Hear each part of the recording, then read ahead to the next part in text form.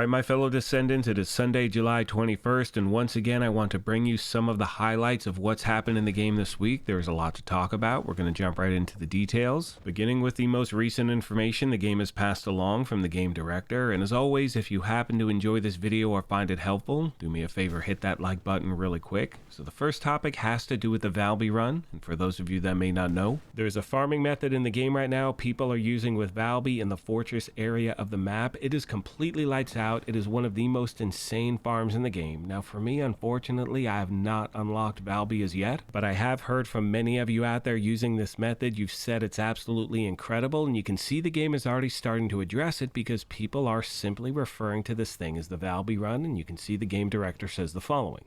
The strategic outpost farming method using Valby is currently taking place at the outpost within the fortress, and this was certainly not intended. Due to our systematic mistake, mobs at the fortress outpost have been respawning infinitely, and as a result, the amount of items dropped has increased 2 to 3 times higher than that of other popular locations. To maintain our game and to be adored by our players for a long time, we believe that it is wrong to just look on and leave the unbalanced content, which is providing biased rewards. Now for me, the one thing that really stands out in this paragraph is that they put the blame directly on their shoulders by simply saying due to our systematic mistake, and they don't stop there. They continue by saying, however, as Valby Run became popular very quickly within our community, we assume many players have researched Valby to enjoy the newly discovered content. The current issue has occurred clearly by our own mistake, but we do not wish to suddenly remove it because it has already become a solid content for the First Descendant. We would like to inform you that we are preparing a patch without completely blocking the Fortress Outpost issue and to keep allowing the players to enjoy playing like before. However, at the same time, we will update other farming locations to match the efficiency equivalent to the Fortress Outpost.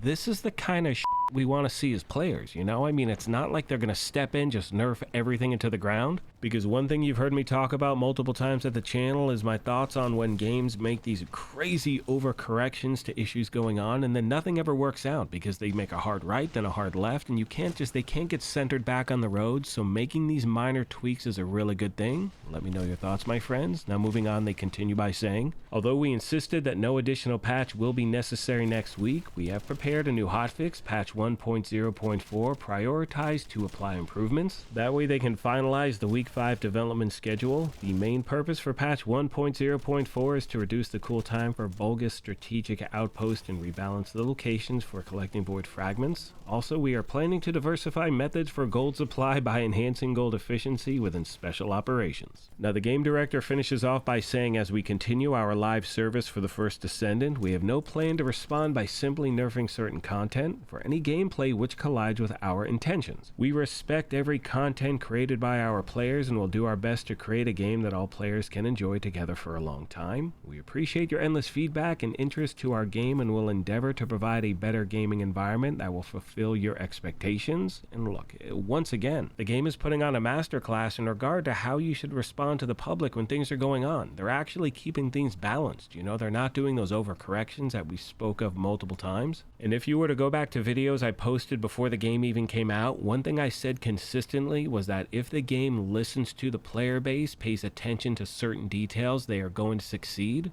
Looks like we're on the right path, my friends. Let me know your thoughts, and as always, questions, comments, or feedback, let me know as well, and I will do my best to get back to you as quick as I can. 2 more things I'd like to mention as I wrap this video up. First of all, I am very impressed with the fact that the game is putting out an unscheduled hotfix right before they do Season 1, which is going to start on August 5th. Because typically when we see a game run into a bump in the road like this, they wind up pushing content. They are not doing that. Everything is staying on schedule. And secondly, I think the reason why we are continuing to see the numbers that you see on screen is because the game continues to listen to the player base, and not only that, they are implementing changes we want to see at a very rapid rate. You can see as of today, the peak player count was over 152,000. And the reason why that number is so impressive is because we are rolling into week 4. Not only that, this is a free-to-play game. No one has any financial obligation to log into this thing. They want to play because they're actually enjoying the gameplay. And as long as Nexon continues to let the team over at the First Descendant do what they're doing, I think we're in a good place, my friends. And last but not least today, I want to talk about loot drop rates. Now, for me, because I haven't reached endgame as yet. I've had zero problems whatsoever getting anything I've been looking for. Yes, certain components for Descendants have been a little,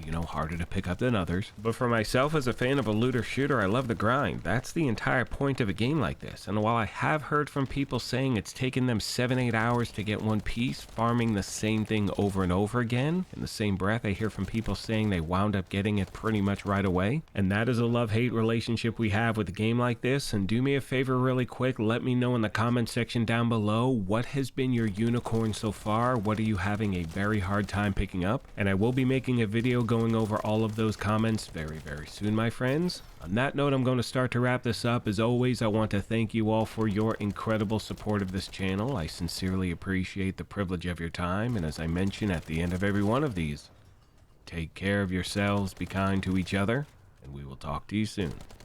Thanks again, everyone.